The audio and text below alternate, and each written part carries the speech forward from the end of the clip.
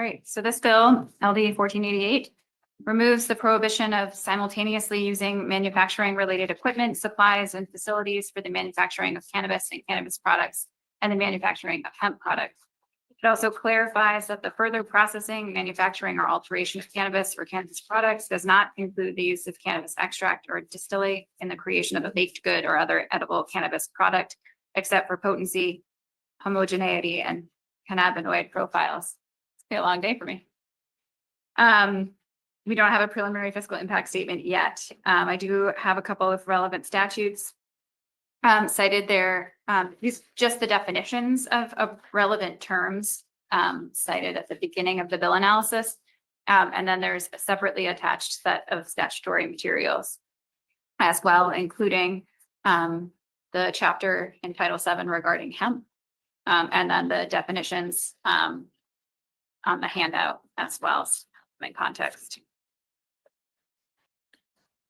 Thank you. Yes, I should know. I have more. Yeah. I should note, though, that as the committee is aware, you have just voted to carry over a bill that addresses hemp and makes changes to the definition of hemp, both in Title VII and in Title 28B. And 28A. I did not, when I made this, didn't know what that bill was. So forgive me if this seems a little odd now that that's out in the universe, but the definition of cannabis and cannabis plant in the adult use chapter specifically exclude hemp. Hemp is regulated by the Department of Agriculture, Conservation, and Forestry through the Maine State Hemp Program, which I've attached for your reference, and it permits a person to plant, grow, harvest, possess, process, sell, and buy hemp if that person holds a license issued annually pursuant to that section and the rules adopted under that section. It also requires a person who manufactures, sells, offers for sale, or serves ingestible consumer products containing hemp or cannabidiol, someone's going to help me later, derived from hemp to be licensed pursuant to section Title VII 21OC, the milk provisions, Title 22, Chapter 551, food establishments, 562, eating establishments, etc., or 562A, meat, food products, or poultry products, or Title 28A, liquor. The program appears to issue seed distributor licenses and grower licenses. According to the most recent annual report on the program, the 2023 rulemaking effort considered adding provisions for licensing hemp processors, but those were not adopted due to, quoting from the report, ongoing concerns regarding products such as beverages and gummies that contain intoxicating cannabinoids derived from hemp. Substantive comments received during the rulemaking process suggested that adopting processor licensing rules would provide legal cover for producers making these intoxicating hemp products. At the crux of this issue is the question of whether allowing hemp to be processed into intoxicating products is consistent with the original legislative intent when hemp cannabis was legalized. Following the defeat of LD 1996, an act to regulate synthetic hemp-derived cannabinoids during the 131st legislative session, the ACF committee suggested that DACF establish a working group to develop recommendations for how the state regulates intoxicating hemp products. The stakeholder report was provided to the ACF committee this year. Current legislation is pending before ACF regarding intoxicating hemp products. And it was noted at that time, and is now in our possession, a bill regarding intoxicating hemp. Section 1 of the bill, Title 28B, Section 502, subsection 1A. I wanted to note that that section was enacted in LD 40 and only took effect on August 9th of 2024. And there are some similarities or similar provisions in LD 1820 as well. Issues for consideration?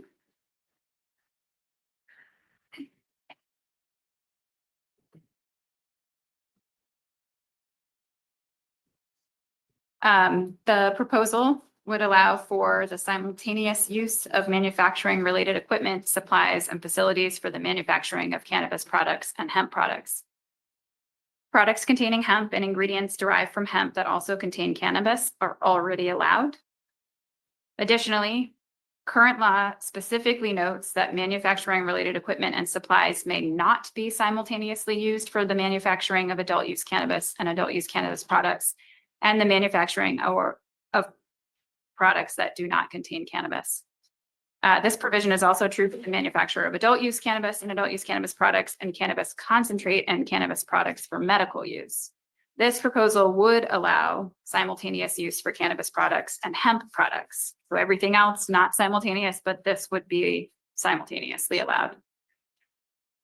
As proposed, this would bring the manufacturing of hemp products within the regulatory sphere of adult use cannabis and adult use cannabis products. The proposal does not include any additional guidelines for the manufacture of hemp products or for the sale or distribution of hemp products. Current law permits a manufacturing facility licensee to manufacture for sale or distribution any products that the facility is authorized to manufacture or distribute under a food establishment license. The hemp statute references, as I noted before, many additional types of licenses required for certain types of hemp products. Should references to those licenses be made here? What constitutes a hemp product? And I do believe that the current bill that we've just voted to carry over does provide a definition related to the points I'm going to go over now. I have not read that bill in its complete form though. Cannabis products are a defined term in Title 28B. Could a hemp product be an intoxicating hemp product, or is this limited to hemp products that are not intoxicating? Is a hemp product a product that does not contain cannabis? So, And again, what if the hemp product is an intoxicating hemp product? so Ms. Olson, I Yeah. think that I can answer at least those questions. In Title VII, hemp includes, according to the definition that is currently in statute, and I'm going to act like there are no other bills in our possession just for the purposes of this bill. So hemp includes agricultural commodities and products derived from hemp and topical or ingestible consumer products, including food additives, and food products derived from hemp, which in their final forms contain Delta-9 THC concentration of not more than 0.3% or as otherwise defined in federal law. And hemp does not include cannabis for medical or adult use. So I think the answer to the question here is that there are no intoxicating hemp products currently defined in Title VII. And so I think the answer to those questions would be no. I don't know enough about what makes a product intoxicating or not in terms of hemp, but my understanding is the current definition does not prohibit a product created using hemp from being intoxicating. And if you would like to bring the definition from Title VII over into the proposed bill here, you would need to define the term hemp product. And then I believe that the entire title would need a significant review, because in numerous places throughout the title, it very clearly says that cannabis is not hemp and excludes hemp from a variety of authorized activity. That would need to be carefully reviewed and analyzed in order to identify where we would need to make the appropriate changes throughout the title. I just remembered something.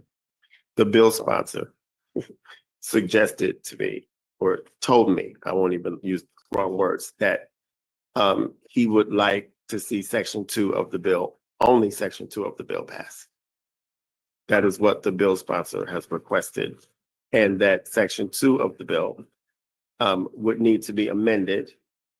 And not to get in the way of the analysis, but in order for our efficiency. And then Section 2 of the bill would need to be amended to make sure that final form testing covered also flour made into pre-rolls from tested flour would require no further testing. I don't know how to draft that language, but I just wanted to say that that is what the bill sponsor requested of me for this work session. And I just forgot to mention that at the top. So I am sorry about that. Chair recognizes Representative Boyer. Thank you, Mr. Chair. Yeah, I think Section 2 is really important. It clarifies that there's some redundant testing going on where you test the flour and now they want you to test the pre-roll with the same flour that was tested. These folks need a reprieve with the cost. And so in addition to what you said, Senator Hickman, I think we would also have to say, cartridges, the distillate, basically adding the like you said, the pre-rolls, and edibles and distillates. So what I would like simply then, because I know Ms. Olson, there is a provision in another bill that would probably have the exact same technical questions regarding this. Bill analysis cites this one for Yeah. those provisions. So we may as well finish this because we'll have these same questions when we get to LD 1820. And then we'll move on to your technical issues for section 2. So please continue.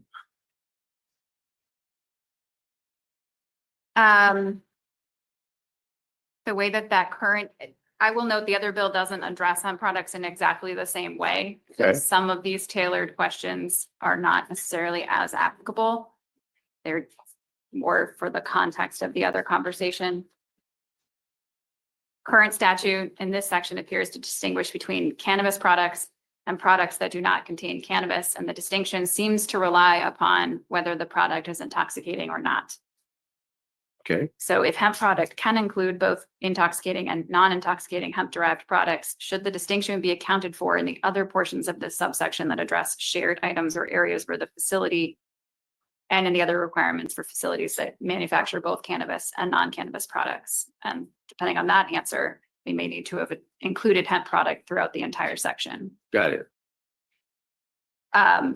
Would hemp products manufactured at this facility be subject to packaging or labeling requirements, either under this title or under another license required to be held? As I noted, the hemp statute requires additional licensing, except that they don't issue, there's no processing in the current program, despite the sort of authorization for it if rules have been developed. How would the manufacture of hemp products, as proposed in the bill, be applied under section 502 subsection 4, which governs the use of a shared facility for the manufacture of adult use cannabis and cannabis products and Mhm. cannabis products for medical use? Should hemp extraction be included under the provisions for cannabis extraction in subsection 7? Mhm. And how would the licensee or the office distinguish between cannabis and cannabis products and hemp products? The hemp statute provides that hemp may not be tracked as part of the medical use of cannabis program or the regulation of adult use cannabis, because hemp is specifically excluded from the definition of cannabis and the regulation of cannabis. Thank you. Are there any questions about this part of the bill analysis? Because again, even if we don't pass section 1 of this bill, a very similar provision comes up in the next bill. Seeing no questions, please continue. Okay, that was all about section 1 of the bill. So section 2 of the bill, I do have some technical questions. Mhm. And then there were amendments which have already been noted for that section as well. So the way that it's currently written, and it's a lot of questions for what is 4 lines of statute, but it uses the term cannabis extract or distillate, which are not defined terms. And so I'm wondering if cannabis extraction, we do have a definition of cannabis extraction that's defined as the process of extracting cannabis concentrate from these items. So should this refer to cannabis concentrate as a defined term? Is that what is being, is that what it is? Representative Boyer. This distillate is concentrate. But is extract different Then what? than Then what? concentrate? Ms. Pierce.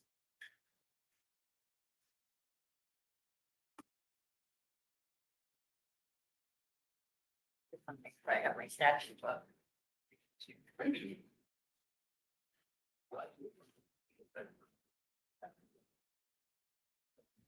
The definition of cannabis concentrates on page 2. Dang. So I'm really asking. I'm not 100% sure if we do need that or if we are intending to capture something else. Ms. Pierce, please introduce yourself. I'm Gabrielle Barabee Pierce. I'm the policy director for the Office of Cannabis Policy. How can I help you? Thank you. Can you answer Ms. Olson's questions about these 2 words in line 18 of the law? Distillate and extract would fall within the definition of cannabis concentrate that is in statute. And so would it be more appropriate to use that term rather than the terms written in the bill? I think that is a defined term already. It would probably make sense to go with the defined term. Yes, it would make sense to go with the defined term. Moving right along. The next slightly odd phrasing is to say baked good or other edible cannabis product. I don't know why we need to pull baked good out of the list of edible cannabis products. Specifically, we have a definition of edible cannabis product. It's defined as any cannabis product intended to be consumed orally, including but not limited to any type of food, drink, or pill containing cannabis or cannabis concentrate, but not containing hemp. Then I do believe that edible cannabis product is enough. And that leads me to my second question, which is, should all edible cannabis products be excluded from subsequent testing? Are there any types of edible products that could have an increased concentration of any contaminants for which testing is conducted because of further processing, manufacturing, or alteration? That question, I believe, would need to be, well, Ms. Pierce, would you like to answer that? And maybe someone who manufactures these products may also be able to provide some help here. We would say that making an edible cannabis product would in fact be further processing or manufacturing under the plain definition of those terms. And that there is a potential for the introduction of additional cannabis contaminants through that manufacturing process. Thank you for that answer. I think that the bill is intending to not necessarily argue with that point, but that it's an additional layer of processing that is probably not necessary for testing according to those who might support this. And so I'll ask for someone to raise their hand if they would like to offer information to the committee to make a policy choice around this question. Mr. McMahon.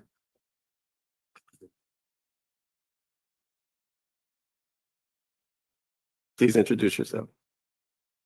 Hello, Senator Hickman, Representative Speaker, Honorable VLA. My name is Alex McMahon, Policy Lead of MCIA. Can you answer the question that Ms. Olson is asking in her analysis? Are there any kinds of edible products that could have an increased concentration of any contaminants for which testing is conducted because of further processing, manufacturing, or alteration? I think that it's every food product in our state has the possibility for further contaminants to be introduced, but we don't test all food products. We test for contaminants that come from the cultivation of cannabis. You know, we're testing for heavy metals, pesticides, microbials, total yeast and mold.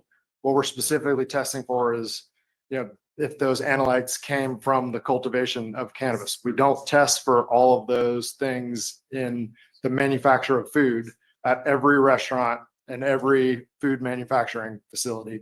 And so while there may be a slim possibility that some of those analytes can be introduced, it's no different than the possibility that we deal with every day with our entire food supply. Are there any questions for Mr. McMahon about this?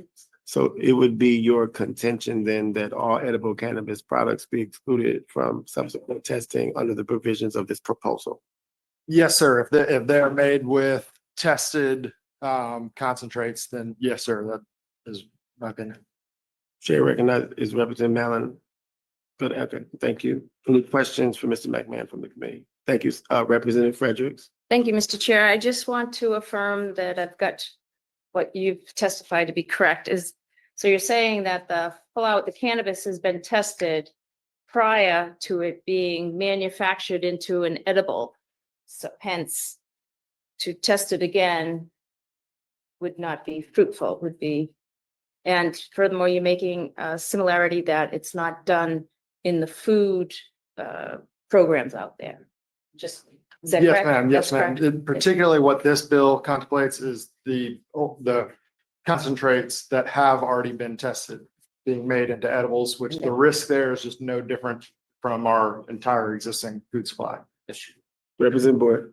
Thank you, Mr. Chair. Was I accurate in summarizing your testimony to say that you suggest the committee add pre-rolls and cartridges to section 2, number 4 of the proposed language of the bill? Yes, sir. Thank you for the question. So if flour has been tested, then the same concept applies to that flour then being processed into pre-rolls. And if concentrates have been tested and you're adding a botanical terpene, which is a food grade product, in the making of cartridges, then the same logic applies there as well. Thank you. Thank you. Any other questions for Mr. McMahon at this point? Seeing none, thank you. Thank you very much. Thank you very much. Ms. Olson, please continue. Well, that really got us to the proposed amendments on the back. We'll which Representative Boyer has brought up the second one. Mhm. The office asked for the committee to work on them, with them addressing the issues in the bill to develop a workable solution. And Mr. Kaplan, who manufactures Dr. Lovejoy's Made Made Elixirs, which is a hemp THC beverage, urged the committee to go further in regards to section 1 of the bill regulating hemp beverages. Yes, which we Yes. are not going to deal with section 1 of the bill. So I know that you're at the bottom of page 4 of your analysis. You are also asking would the changes to current testing requirements be considered by this committee over the interim, possibly address the concerns behind this proposal? I suspect that the answer is yes. But that is a question for this committee regarding this particular piece of legislation. So I guess thinking about the process here. So Mhm. if you add this provision to the bill, is there anything that a products manufacturing facility would then need other than my understanding is they can create the concentrate Mhm. that they would have to get tested. And then anything's after that. Is there anything after that or anything in addition to the concentrate that they would need to have tested that they would produce? So the only thing that a products manufacturing facility, the only thing they're required to have tested is the cannabis concentrate that they extract or create. Ms. Pierce? I believe that is a proposal in the bill. Yes, That's what I mean. that is proposal what in the bill is proposing. I believe that the bill also proposes, though, that the edible cannabis product and anything else you add to this would be tested for potency and homogeneity. Yes. Yes, that is still included. Not That is- contaminants, but Yes. potency and homogeneity. Yes. So that would still need to be tested to make sure that what you're putting on the label is accurate Yes, regarding that is still there. Yes, potency. That is still there. Any questions from the committee? Chair recognizes Representative Chapman. Thank you, Chair. As it regards to potency and the other does that, Homogeneity. good for you. I can't do it. Is that by batch? How is that tested? Is it by, I'm putting together 5 pounds of whatever product and that 5 pounds is tested for those two things, potency and how it's displaced throughout the product? Ms. Olson is looking for an answer. Actually, don't know if I've got it right. I don't know if I have it in the sections that I've pulled. Ms. Pierce?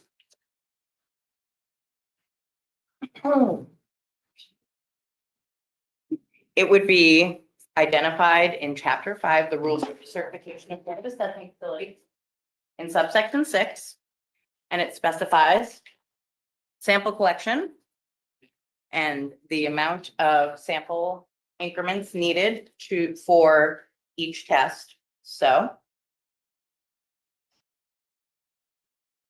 we are talking, for anybody who printed this off after I brought it to committee last time, we would be talking about, sorry, trying to get you the exact section. Well, there is a section on sample collection, and a batch of concentrate can be up to 5 kilograms. Or, 5 kilograms, which would be a little over 10 pounds, 2.2 kilograms per pound. Or And then 2.2 pounds. Representative Chapman, did you have a question about what happens after that? Or was that what you were asking? No, that was just me asking. I Okay. apologize. No, you can ask any question you like. I just wanted to make sure that you were getting the answer to the question that you were asking. And if you had any additional questions about that, if we're clear. Chair recognizes Representative Boyd. Thank you, Mr. Chair, I'd make a motion that we pass just section 2 of the bill and add the pre-roll and cartridges language. And I think we talked about taking out the word baked goods as well. And the other technical, And then- there was one other technical issue. So we'll replace we'll use cannabis concentrate and Yes. just edible cannabis product. And then, so the 2 items that were mentioned, pre-rolls and cartridges. I mean, they're certainly not defined, and I don't know if I pulled enough statutes, so I'm not exactly sure how to correctly refer to them. I bet they exist somewhere in statute, but I don't know that there is a They may- definition of pre-roll anywhere. So I may need, Could we say products further made by the tested flower or something? I'm not confident, on my own to develop language that would get at what it is intended by a pre-roll or a cartridge in particular. I would need to have assistance from probably the office. Is there would this be a situation if this were to move forward?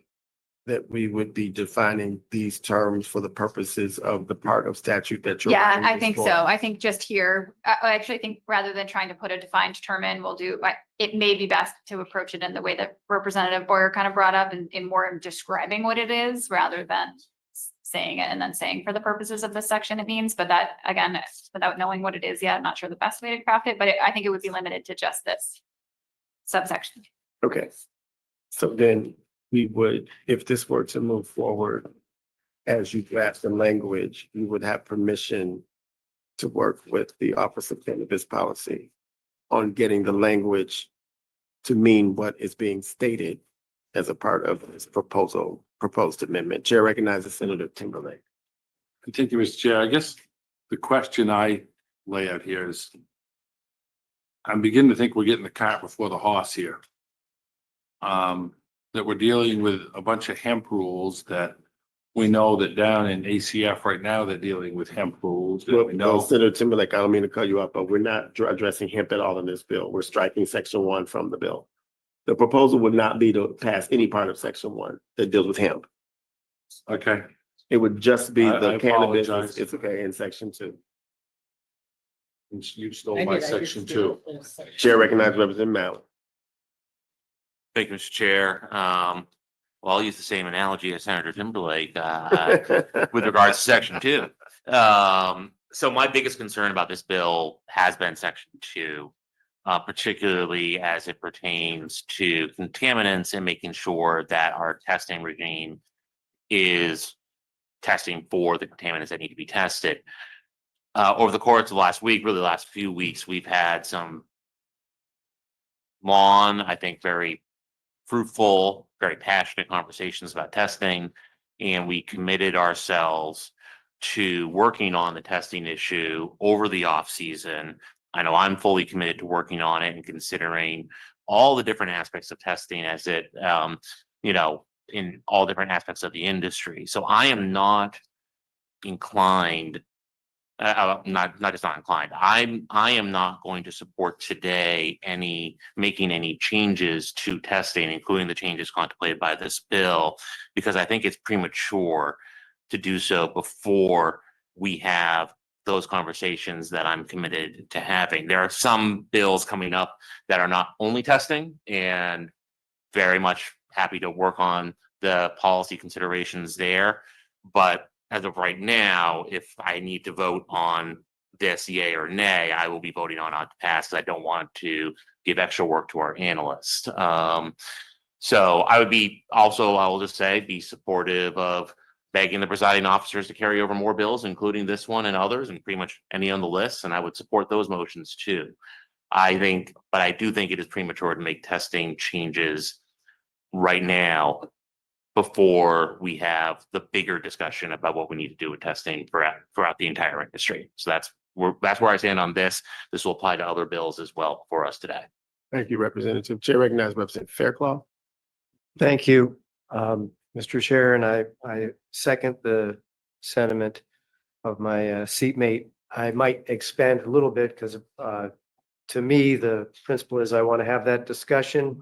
And a big part of that discussion for me is the carried over bill from Representative Graham. And so things that contradict that, whether specifically on testing or other issues, I'd be inclined not to support them. And I would be open to carrying over bills that would potentially contradict what Representative Graham's bill provides and discuss it all together at once.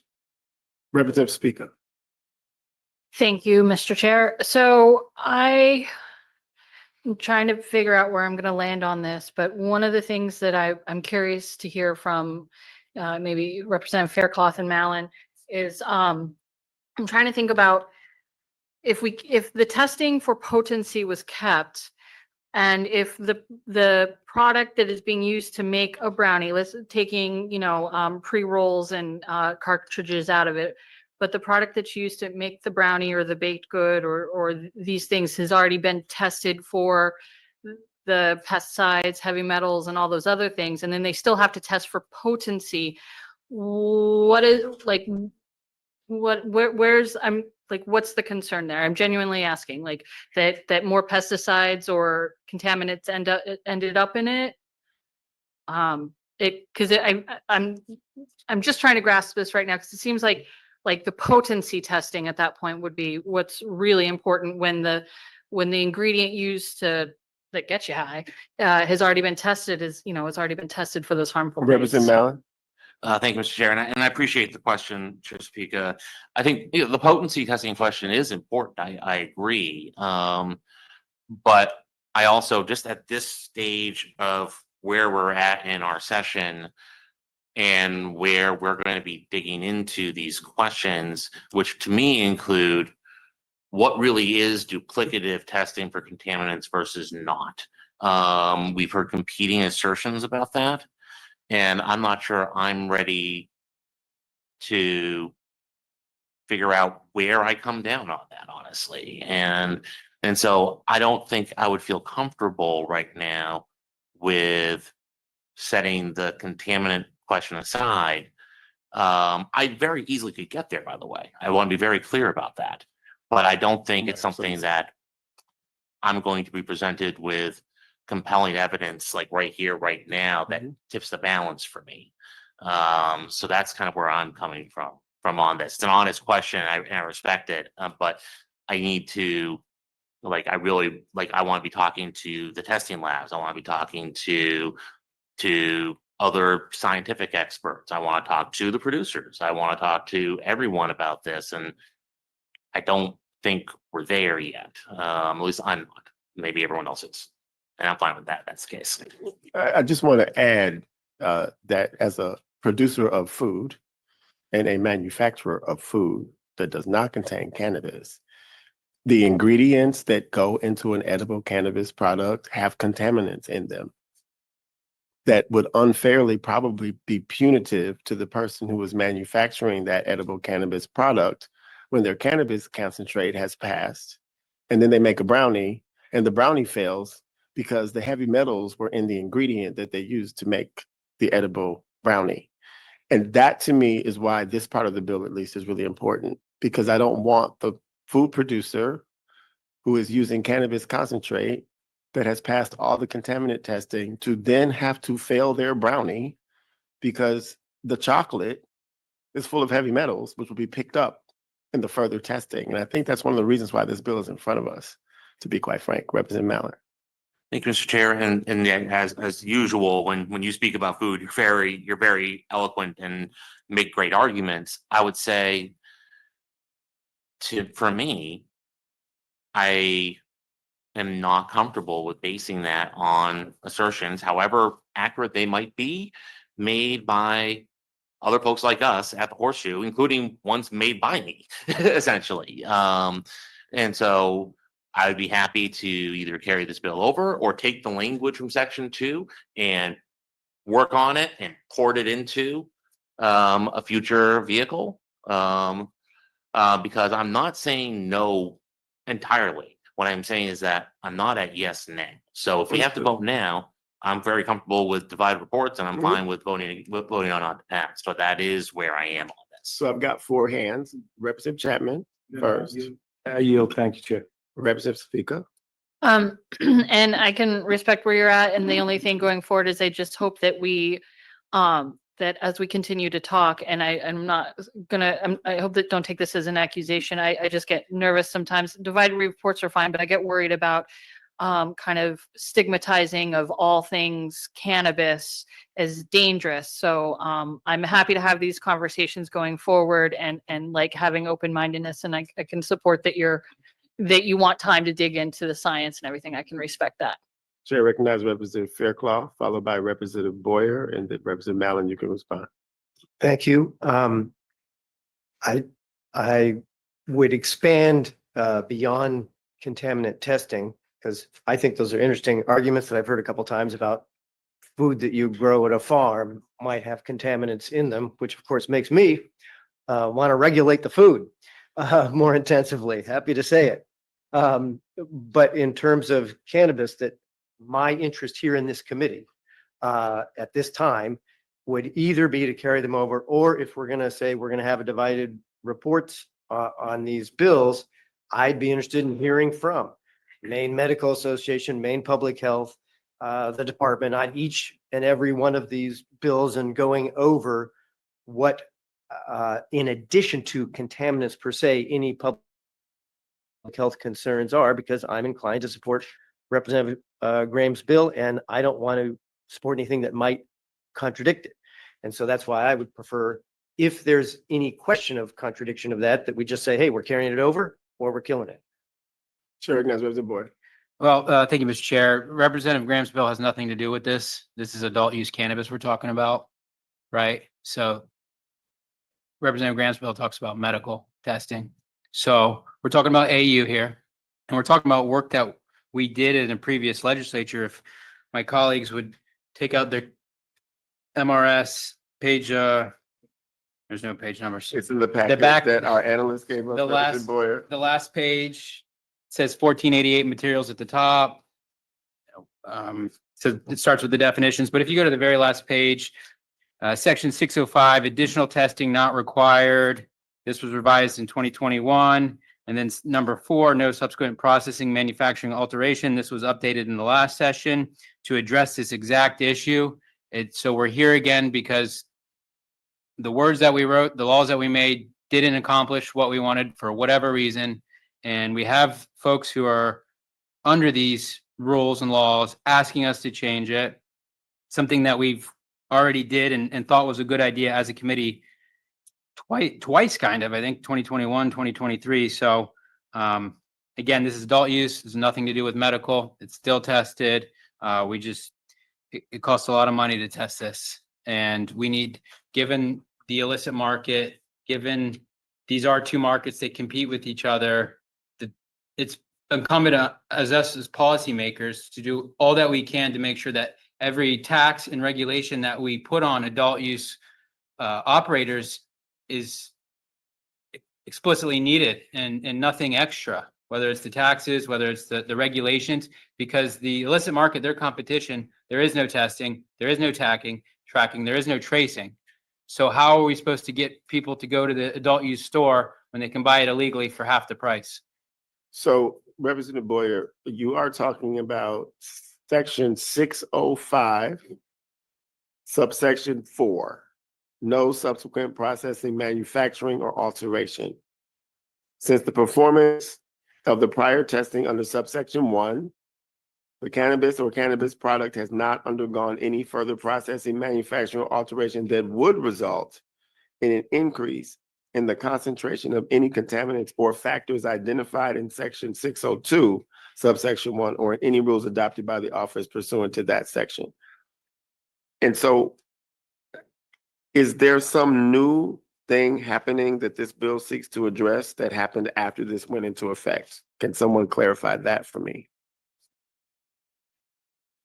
Just members of the industry that. Mr. McMahon?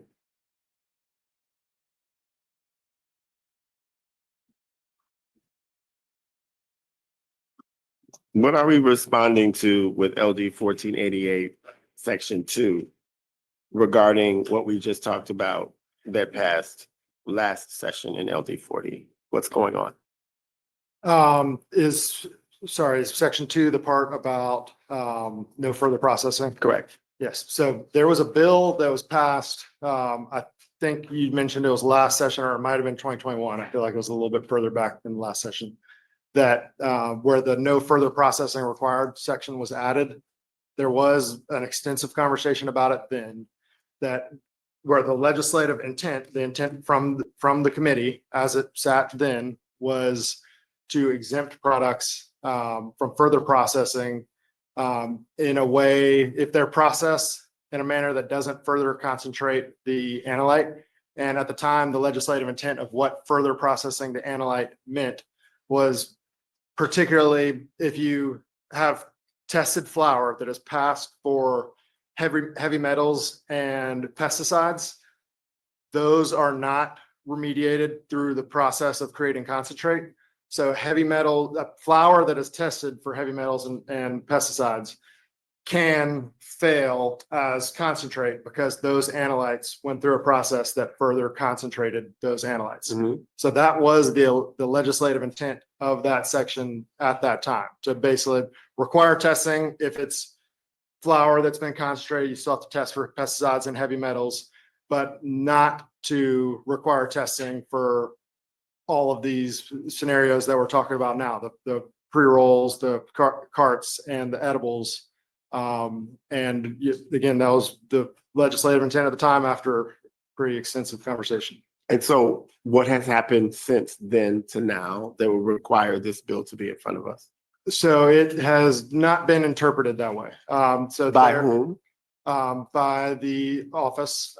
So that it currently is being interpreted to mean that processing includes making edibles, turning things into pre-rolls. But the legislative intent at the time was that that does not mean, it's not further processing. It's not what the statute says, that further processing in a manner that will Would further increase. increase the concentrations. Chair recognizes Senator Timberlake. Thank you, Mr. Chair. I think I'd like to ask Gabby to come up. Thank you, Mr. McMahon. Thank you very much. I think my concern is that we're passing something that we don't need, because as I read it, it's already in law, and you've already created the amount of limit that we can already have, the concentrate. And so all we're talking is whether we're making edibles of some sort. And we've already tested the product. I don't see why we would need another bill, and I need to have the office tell me why they're retesting it again if they've already tested it, one for the heavy metals and all the concentration. It doesn't make sense. We'd need to do this unless somebody's just playing hard to get along with. I understand entirely your concerns related to heavy metals and pesticides for the reasons that Senator Hickman brought up before, which is why we do not require edible cannabis products to be tested for pesticides and heavy metals. We do, however, require edible cannabis products to be tested for harmful microbes, yeast and mold, filth and foreign material. And if you'd like, I have recent examples from the news of recalls necessary in ice cream because there were plastic bits in it just this week. And so our food system is certainly not the measure I would use to determine whether things are safe or free from contamination. But I want to be clear, we are not testing edible cannabis products for pesticides and heavy metals. We're just not. The concentrate is being tested for those things because, as Mr. McMahon described, when you are concentrating cannabis, THC out of cannabis, you do also concentrate any contaminants in that. So we are testing the cannabis concentrate for the pesticides and heavy metals. We are not testing the edibles. We are testing them for the things that you might expect, along with water activity, which is a sign of shelf stability. So Senator Timberlake. And I hear what you say, but as I read this bill, we're already doing that. So in subsection 2 that we're talking about, do you feel there's a need for this, or we're already in the existing law, it's already got to be tested for heavy metals, it's already got to be tested for all those things, and we've already set a concentrate level. I just don't understand why we would need to even think about going through another testing process after we've already been, because before this is ever put into a food product, other than your Duncan Hines cake mix, which you're not going to test anyway. Well, Senator Timberlake, we're testing the edible cannabis. I'm gonna say that they actually are. If one is using Duncan Hines cake mix and adding a cannabis concentrate to it to make a brownie or a cake, Office of Cannabis Policy is testing the cake and may find that it's full of these other things precisely because it came out of the package. Yeah. So the adult use cannabis producer is being penalized for what's in the cake mix that you or I might take home and make and eat and not be tested by anyone. And that's the point I'm getting at, Senator. That's why the bill is in front of us, because I think the producers are asking for the Office of Cannabis Policy to not be required to test them for something that may be never tested by anybody else in the world. But So the we're only reason testing why it- we're testing it is because it's got a cannabis concentrate in it. So not to interrupt you, but to interrupt you. But do you understand my point? Yeah, I understand your point, but I want to understand mine. So you're telling me the Office of Cannabis Policy is we test the product before it goes into the cake mix, Yep, and then we're testing it again after it's in the cake mix? yes. Gabby, you're telling me that? We are testing the cannabis concentrate for pesticides and heavy metals before it is baked into the cake. Yeah, We are then testing the cake for microbials, yeast and mold, filth and foreign material, and water activity to determine shelf stability. but wouldn't that have been done before it was put into before it would put in? The whole damn thing don't make Well, sense. it's because because our food system, our food regulations, no matter what anyone has suggested, do not require beyond what a producer of that food product attests to the FDA, that we attest that this doesn't have higher than this many insect wings in it or this much foreign matter in it. So those food manufacturers can attest to what is or is not in their food product.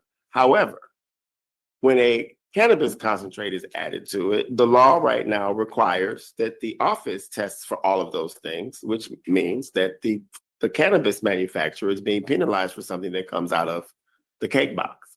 And that is why this bill is in front of us. They are asking us not to require that testing because it's probably going to find something in it since our food supply is not safe. And most people are not creating their own flour. They're not creating their own sugar. They're not creating their own butter. They're not creating, I mean, most people are not doing all of that from scratch when they make an edible cannabis product. Am I wrong? So This is that's why what's, people that's drink. what's getting caught up in the testing. Chair recognized Representative Speaker. I'd like to have a corner caucus real quick when we have a moment. Yes, Representative Boyer. Thank you, Mr. Chair. I think that's a good discussion around edibles and it explains part of it. And it also highlights how redundant doing it for the pre-rolls are when you're not adding cake mix or anything else, or the cartridges where the distillate, where it does get remediated through the process of distilling. So, yeah, thank you. Representative Chapman. Yeah, thank you, Chair. I was gonna say similar, just a little more fire and brimstone. You're taking a usable product, something that's been deemed safe for that particular use, combining it with things that are deemed safe for that particular use, and then it has to be checked when they're together to be safe for that particular use. It seems redundant to me. Same with the pre-rolls. What are you adding? A piece of paper? Thank you. The committee will, Chair recognized Representative Mallon. Thank you. This is just something I thought needed to be responded to on mic before we go caucus was Representative Boyer asserted that the carried over Graham bill that's been mentioned is medical only. In its initial draft, yes, but part of our discussions, both in caucus and on mic, were that we will be looking at adult use testing as well, because the sponsor's amendment that she offered that was distributed to us took the adult use and some other testing elements from my bill LD1488 and incorporated them into hers. So adult use testing is very much part of what I would consider to be the overall cannabis testing discussion we're going to be having and should be having in the off season. So I just want to make that point clear in terms of what my understanding of what these conversations are going to be. Adult use is definitely part of it. Thank you. Committee will be at ease. Caucus.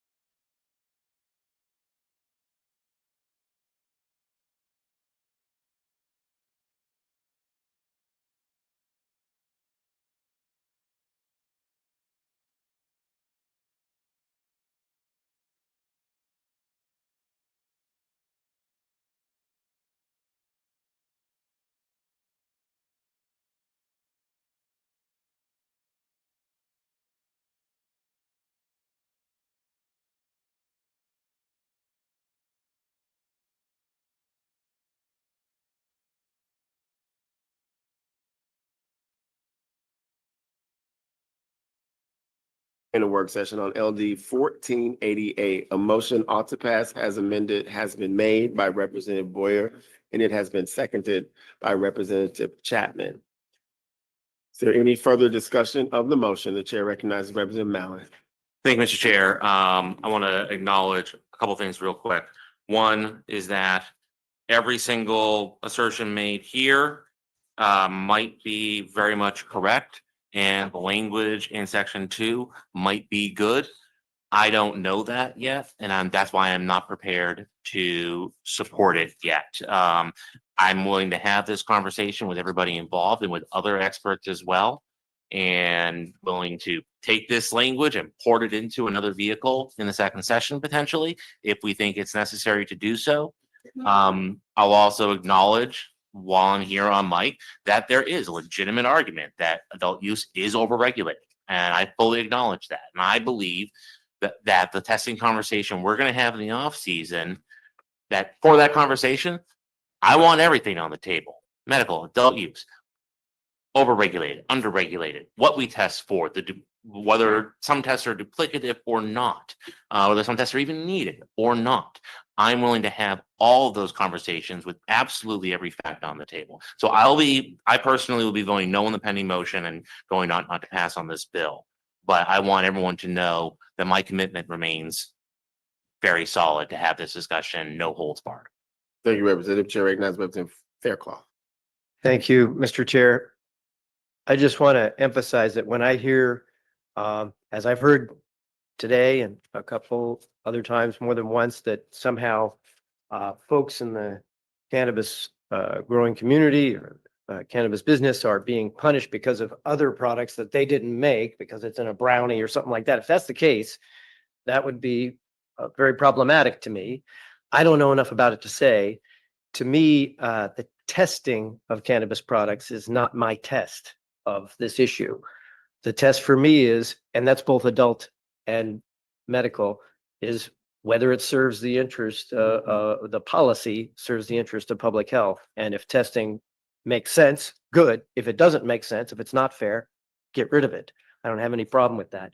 But that's today where I am is the same, that I'd be voting no, but I'd be looking at all these issues and be looking very skeptically at anything that kind of blames people who produce cannabis for products that are not their fault, if you will. Any other? Is the committee ready for the question? Chair recognizes Senator Dusan. I've been, had a chance to get out of a meeting quite a bit ago and been listening from downstairs on my, it's not a laptop, but the big screen on my desk. And so I saw when the committee was breaking for caucus and came up to sit through the caucus.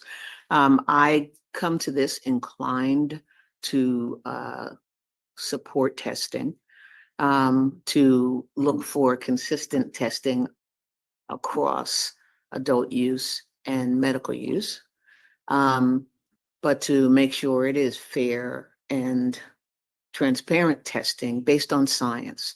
And so I will be voting no on this item. I really am looking to participate in the work that's going to be done off session. The thorough look on these issues that we've talked about. And I look forward to clarifying where I am on these matters when I'm able to hear everything in the room at the same time that everybody else hears everything. Thank you. Senator. Chair recognizes Representative Speaker. So I'm going to be voting no. And I'm actually not too happy with myself on it, but I figured I'd be transparent. We have a lot of new committee members, and I know I had a conversation with one committee member who said, well, that's not fair just because I'm new. You know, there's things that I understand. But we had a pretty contentious discussion about carrying over a bill, passing it now, how we go about doing it. And there was a moment of like, okay, we're going to carry it over and you're going to agree to work on this with me. And so where I'm at right now is I will allow folks time to understand the issue more. But what I was asking for is that people, just like I was being asked to agree that we could do better with some of our regulations in medical. I want folks to understand that we can do better with the regulations that we have in adult use. And I know that it is overregulated.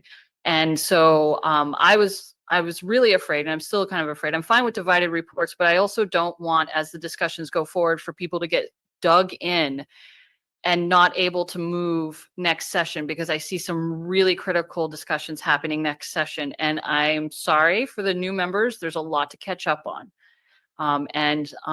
I just hope that some of you, when you take the time, get to know the folks who produce the cannabis, get to know the folks who grow, learn how cannabis is grown, how it is trimmed, how it is made, how it's smoked, like learn the culture, learn the industry. Because I get that it's an intoxicating substance. It's also, I believe it makes more money for the state of Maine than lobsters and blueberries and potatoes. It's really important to our state. And I know that I've heard that, we're preparing for it to become legal federally. What I can tell you is when it becomes legal federally, a lot of grows, we're going to become more of an import state of just consuming. And a lot of grows will go down south where they have more sunshine. And I want there to be in place a space for craft cannabis. And that can't exist if there's overregulation. But I can respect that people need time to understand what is and isn't being tested. And I learn something new all the time. I don't have all the answers. So I'm going to be voting no on this. And I just appreciate my colleagues listening to me rant in the other room about how I just don't want them to be dug in, and to stay open-minded, and to not just close down when it comes to talking about these things. And they've been good on that. So thank you. Chair recognizes Representative Boyd. Thank you, Mr. Chair. I appreciate Representative Speaker's remarks. I made the motion. I'll be supporting the motion because of urgency. This specific issue, I think we've addressed a couple times over, and I think in previous legislatures. And if we don't change this today, it'll be another year at least, and this will cost our small, medium cannabis operators, all the cannabis operators, thousands and thousands of extra dollars that they otherwise wouldn't have had to spend. Those thousands and thousands of dollars could be used to give raises to their employees, to expand, but instead they'll be going to some testing labs. So I think they need our help in this instance. Thank you.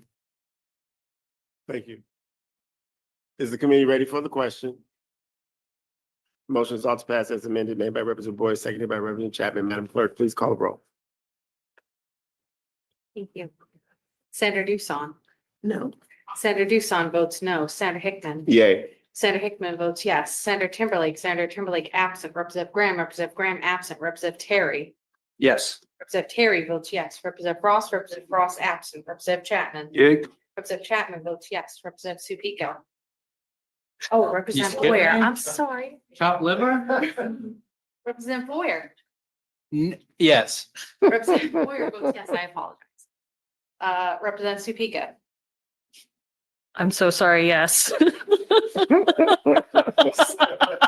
Representative Suppico votes And I'll yes. explain after. Okay. Representative Hines. Yes. Representative Hines votes yes. Representative Fredericks. Yes. Representative Fredericks votes yes. Representative Fairclough. No. Representative Fairclough votes no. Representative Mallon. No. Representative Mallon votes no. I have 7 members voting in favor of the motion, 3 members against the motion, and 3 members absent. The motion prevails. What is the 3 people who voted against the report? Oh, not to pass. All not to pass. Representative Fairclough, To pass. Senator Doosan, Ought not to pass. and absent members have until tomorrow at noon to cast their votes in absentia. The chair closes the work session on LD 1488 and recognizes Madam Chair to explain her change of heart. I changed my heart because I what I assumed was going to happen was my entire caucus was going to vote one way, and I didn't want to bring argument, stress, division to an already divided, we'll just say state and country. And so, but now that I see that maybe I'm not alone, so There we are. yeah. It's all good. I Thank appreciate you. Everyone has the right to change their mind at any point in time. The chair has closed that work session, and Chapman has his hand up. Chair recognizes Representative Chapman. It is 5 o'clock, so I will tell folks that if you would like to order your dinner, if you don't already have it with you, please do so. We'll probably take a break around 6. It's because I'm hungry again.